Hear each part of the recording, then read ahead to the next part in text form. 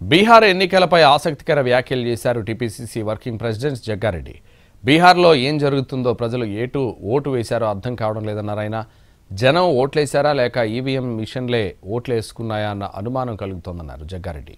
ఇక బీహార్ ఎన్నికల అంశం పక్కన పెడితే వచ్చే లోక్సభ ఎన్నికల్లో విజయం సాధించి రాహుల్ దేశానికి ప్రధాని కావాల్సిన అవసరం ఎంతైనా ఉందన్నారు.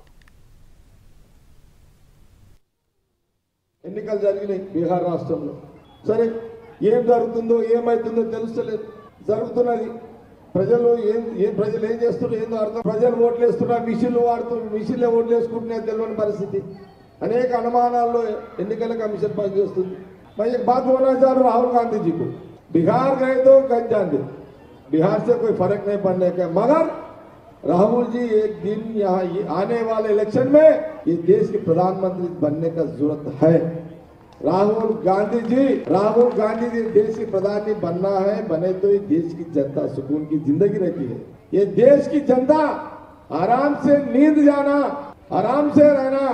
ये देश की जनता ఈ రాష్ట్ర ప్రజలు బాగుండాలంటే, ఈ దేశ ప్రజలు బాగుండాలంటే మరి రాహుల్ గాంధీ గారు ప్రధానమంత్రిగా